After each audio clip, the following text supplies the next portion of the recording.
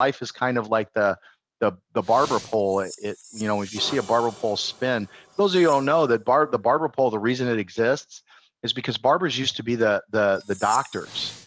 And when they did leeching, or when they dealt with this or when they dealt with that, they would put the rags with blood to dry out, and they would spin, and it would create this spinning effect. So now we have these barber poles that have red stripes around them, and it's just one stripe going up. But when you turn it, it gives the appearance that the lines are going up.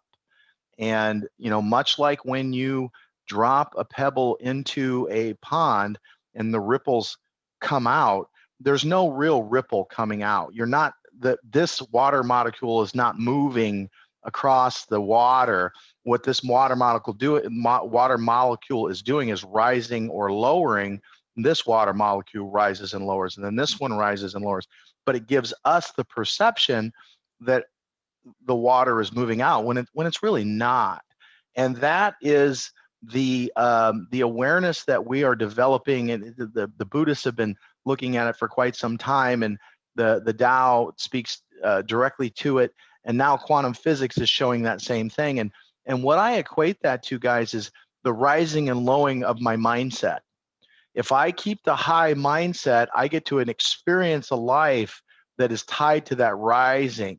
But when I allow my mind to drop down, and it does drop down, by no means am I sitting here saying that I'm a guru or some kind of an enlightened being, but it does drop down.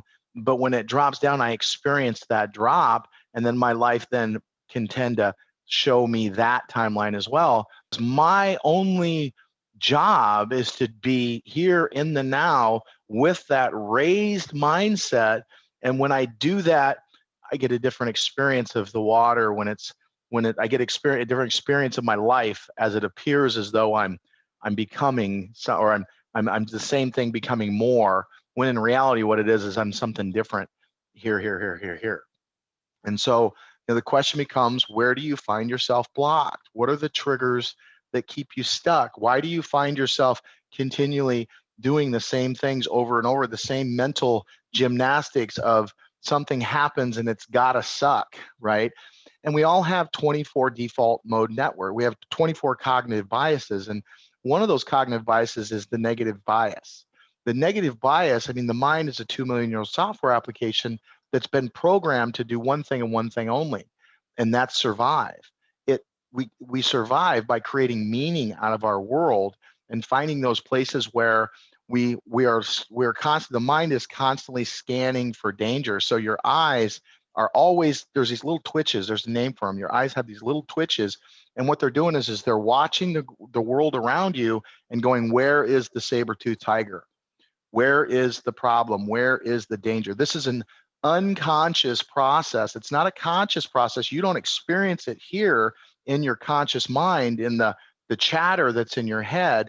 It's below the surface, being fed into the unconscious by the subconscious, and then feeds the conscious mind. So many times you're not even conscious that you're doing it.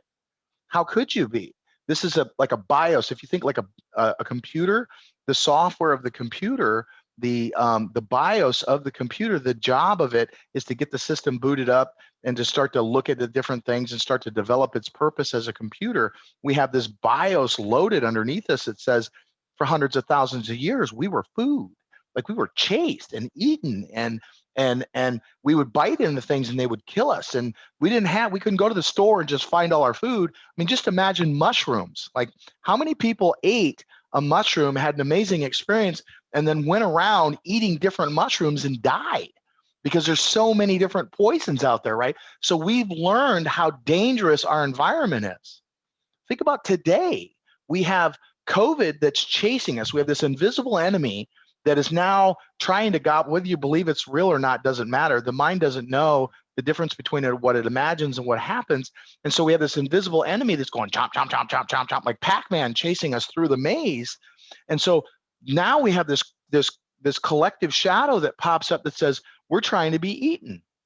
Well, if you know anything about spiral dynamics, what you find is we evolve through a very specific set of processes. One of them is tribalism.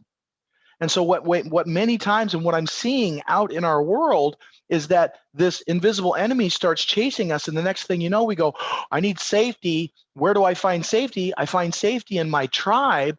And many people don't do that consciously, as Darlene has said. And so you see the Republicans jump over in the Republicans tribe, the Democrats jump over in the Democrats tribe, and they go, you're trying to eat me. No, you're trying to eat me. No, you're trying, because our mind, the conscious mind, can't accept this shadow, this collective shadow, because it's so deep, it's so ingrained in our DNA, so it projects it out into the world. Somebody posts something about whatever political system they're at, and then the next thing you know, they just start getting blasted by these men who are supposed to be consciously looking at how their shadow shows up, completely oblivious to the fact that they've thrown a projection on this person just because they don't belong to the same tribe they do. This is where racism comes from.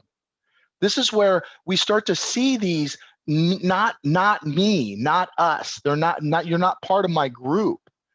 And I believe we need to dig down underneath the surface and look at those, because if we don't look at those, we continue to be led by the same messed up, ineffective programming that has maybe worked clear back here when I was being chased and I was tribal, and we were hunting food and we had to move from area to area and we had to make sure everybody was safe.